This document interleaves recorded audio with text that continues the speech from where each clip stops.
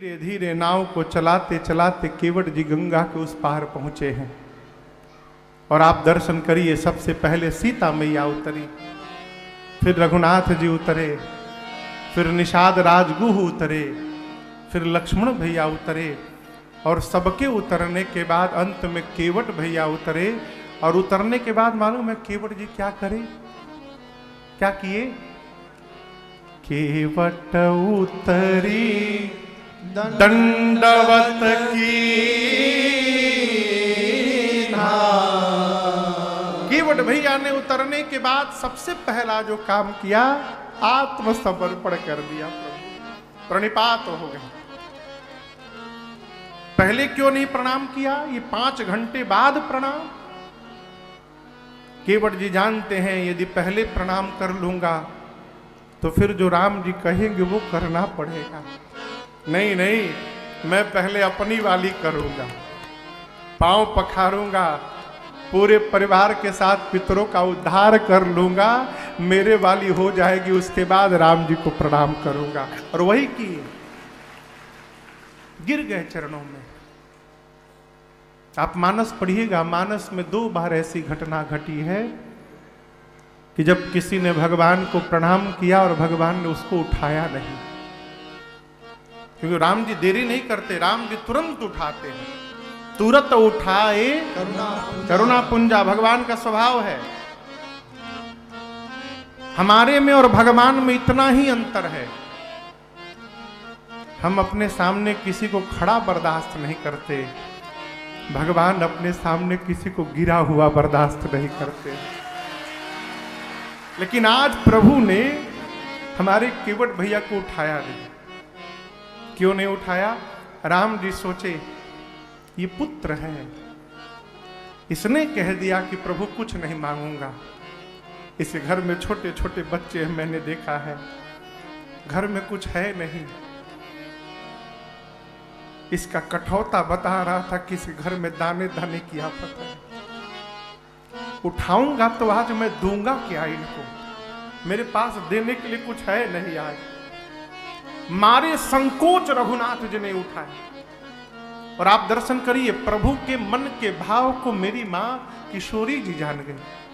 मां ने तुरंत अपनी उंगली में से सोने की मुद्रिका को निकाला और राम जी से बोली, प्रभु आप संकोच छोड़िए नाथ, आप केवट भैया को ना ये अंगूठी दे दीजिए। राम जी बोले, आपने अपने हाथ में से निकाल लिया? मां बोली, प्रभु ये मेरा हाथ नहीं है नाथ, जिस दिन मेरे पूज्य पिताजी ने इस हाथ को आपके हाथ में सौंप दिया था, ये उस दिन से आपका हाथ बन गया, ये मेरा नहीं है नाथ। और आपके मान सम्मान के आगे इस आभूषण का कोई मोल नहीं है। आप संकोच छोड़िए, केवट भैया को ये मुद्रिका दे दीजिए। वो अंगूठी मेरे मां के ही हाथ में थी। राम जी ने केवट जी से कहा, भैया कहेऊ कृपाल ले ही उतरा।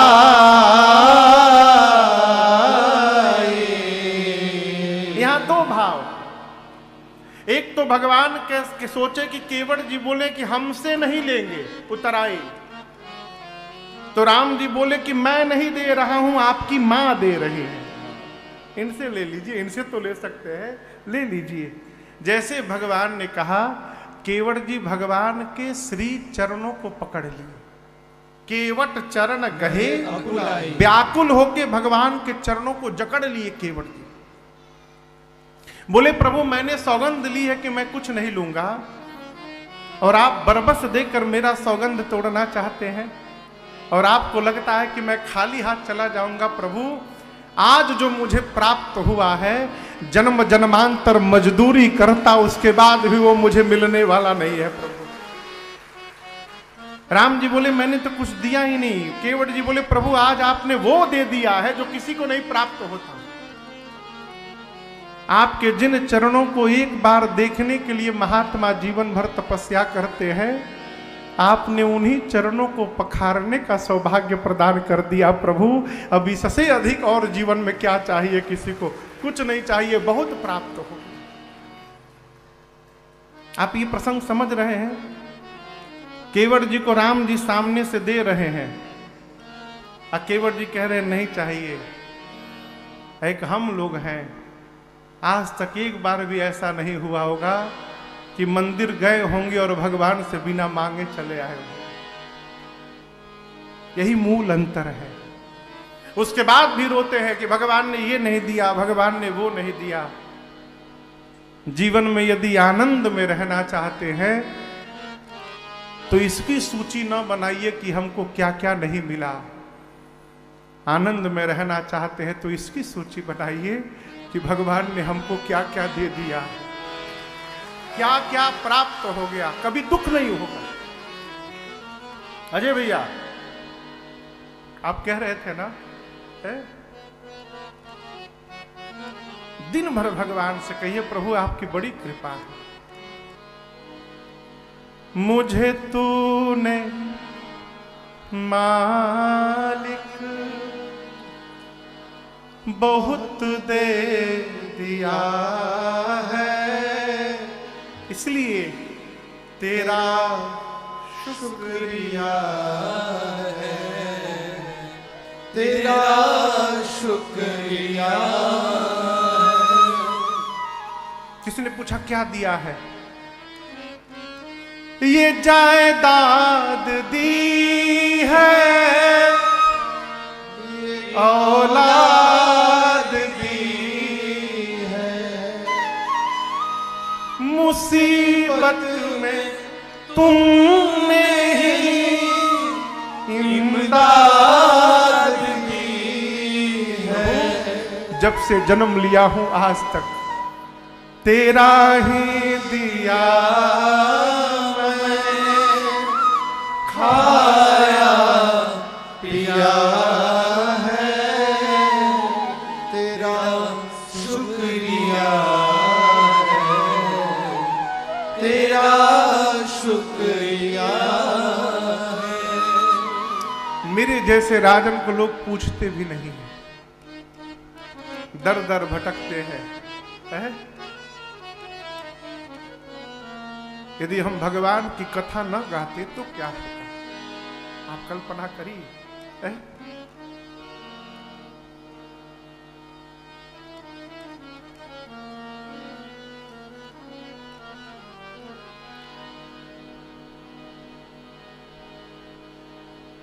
तेरे ही करम से मैं जिंदा हूं मालिक, तेरी बंदगी से मैं बंदा हूं मालिक, तुम्ही ने तो जीने के काबिल किया है, तेरा शुक्रिया है, तेरा शुक्रिया है। जीवन में जब बहुत ऐश्वर्य प्राप्त हो जाए तो जीव भगवान को भूल जाता है। मेरा भूल जाना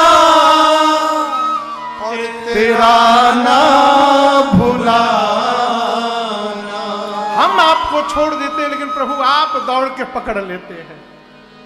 तेरी रहमतों का कहाँ है ठिकाना। हे राघव, तेरी इस मोहब्बत ने पागल किया है, तेरा शुक्रिया है, तेरा शुक्रिया है। जीवन में दिन भर भगवान को धन्यवाद करिए। प्रभु आपकी बड़ी कृपा है। हे रघुनाथ जी आपकी बड़ी कृपा है। हमारे महाराज जी कहते भगवान से कहो कि जीवन में अभाव बना रहे। क्यों? जब तक अभाव रहेगा भगवान को याद करने का स्वभाव बना रहेगा, भगवान की याद बनी रहेगी। केवट जी कहते प्रभु कुछ नहीं चाहिए, अब कछु नाथ न चाहिए मोरे, दीन दयाल अनुग्रह तोरे, अब कछु ना। प्रभु अब कुछ नहीं चाहिए, कुछ नहीं, सब कुछ मिल गया ना। और प्रभु ने बहुत किया। अंत में केवट जी बोले प्रभु यदि देना ही है ना, तो एक बात बोले, हमारे बाबूजी हमसे एक बात बोले थे कि बेटे घर से आकर जब कोई जाए तो जाने वाले को कुछ दे करके भेजना चाहिए। हमारे पास तो इतना नहीं है प्रभु कि हम आपको दे करके भेजे, कम से कम आपके पास जो है वो तो आपसे हम न ले जाते समय, इसलिए जाते समय नहीं, लौटते समय फिरती बार मोहि जो देवा, सो प्रसाद मैं सिर धरि ले। पत्नी ने कहा क्या बोल रहे हैं, अभी कह रहे हैं कुछ नहीं चाहिए और कहते लौटते समय आप जो देंगे ले लूंगा। केवट बोले पागल हो, इसी बहाने यदि लौटते समय राम जी फिर आ जाएंगे तो हम लोगों को फिर से इनका दर्शन प्राप्त होगा, दर्शन तो मिलेगा कम से कम। कहा प्रभु लौटते समय जो दीजिएगा स्वीकार करूंगा। बहुत कहा राम जी ने, लक्ष्मण जी ने, सीता जी ने, परंतु केवट भैया कुछ नहीं लिए। और दर्शन करिए, सेवा करके जब केवट जी कुछ नहीं लिए तो भगवान बोले पिता मैं हूं कि तुम हो, मैं दूंगा और तुम नहीं लोगे। चलो मुद्रिका मत लो, लेकिन जो तुमको चाहिए वो मैं देता हूं। भगवान ने अपनी भक्ति प्रदान कर दी केवट भैया को, विमल भक्ति दे करके विदा कर दी। ये कथा के